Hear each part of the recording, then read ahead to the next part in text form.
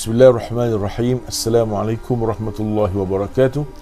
Innal hamdalillah nahmaduhu wa nasta'inuhu wa nastaghfiruh wa na'udzu billahi min shururi anfusina wa min sayyiati a'malina. May yahdihillahu fala mudilla lahu wa may yudlil fala hadiya lahu. Allahumma shalli ala sayyidina Muhammadin wa ala alihi wasallam. Sidang hadirin jemaah Allah. Alhamdulillah pada malam ini atau pagi hari ini kita berada pada 16 hari bulan Ramadan, yang mana kita akan berada pada malam 17 Ramadan, yang mana iaitu peristiwa malam nuzul Al-Quran. Itu malam nuzul Al-Quran bermaksud malam yang mana Allah Subhanahu Wa Taala menurunkan wahyu yang pertama di dalam Al-Quran pada Nabi Muhammad sallallahu alaihi wasallam. Al-Quran mempunyai 6236 ayat, ataupun ikut pendapat sebahagian ulama 6666 ayat. Pendapat yang masyhur ialah 6236 ayat, dan kemudian terdapat 114 surah yang ianya diturunkan ke atas Nabi Muhammad SAW selama kurang lebih 23 tahun, atau mengikut pendapat sebagian ulama sebagai 22 tahun 2 bulan 22 hari. Dan wahyu pertama itu wahyu Bismillahirrahmanirrahim, Iqra bismi rabbikal ladzi khalaq, itulah yang turun pada malam 17 Ramadan. Ya, pada malam 17 Ramadan tu wahyu pertama turun, itulah yang kita panggil malam nuzul Al-Quran. Adapun malam Lailatul Qadar ialah malam yang mana Allah Subhanahu Wa Taala turunkan Quran sekaligus. Yang mana Quran ni ada beberapa peringkat. Pertama sekali daripada Lauh Mahfuz turun ke Baitul Izzah. Itu pada satu malam yang turun semua sekali di Baitul Izzah, dan di Baitul Izzah turun sedikit-sedikit ke langit dunia.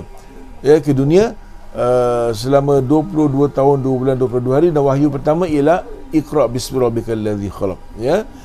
Justru itulah pada hadis sekalian, wahyu yang pertama yang diturunkan oleh Allah Subhanahu Wa Taala ke atas junjungan besar kita Nabi Muhammad sallallahu alaihi wasallam ialah wahyu yang menyuruh Nabi Muhammad SAW membaca nama Tuhan. Ya, di situlah kita faham ia merupakan satu ilmu.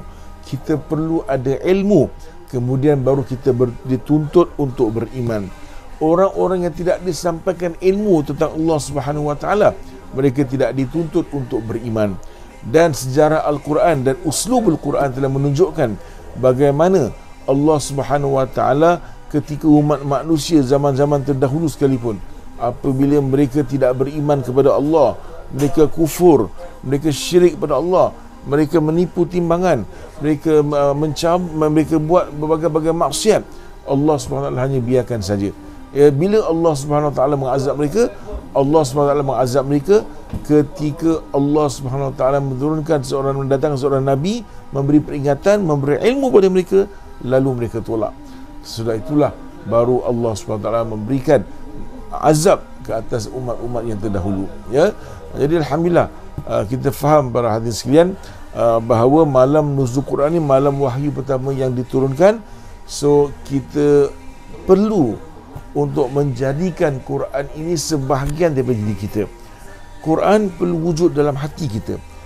Sebagaimana yang kita faham bahawa Quran ini merupakan satu bentuk mukjizat Allah SWT yang berkekalan hingga ke hari Yaumul Qiyamah, dan Quran ini terdapat yang boleh menjadikan ibadat dengan hanya bertilawah kepadanya.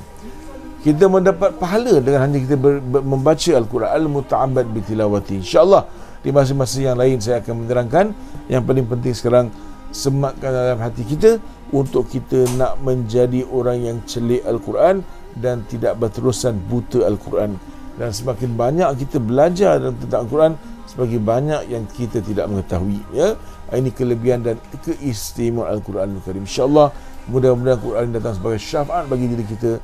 Apabila kita masuk ke alam barzah besok, Quran datang sebagai syafaat bagi diri kita, insyaAllah, yang menyelamatkan kita dunia akhirat. Amin ya rabbal alamin. Sekian, wassalamualaikum warahmatullahi taala wabarakatuh.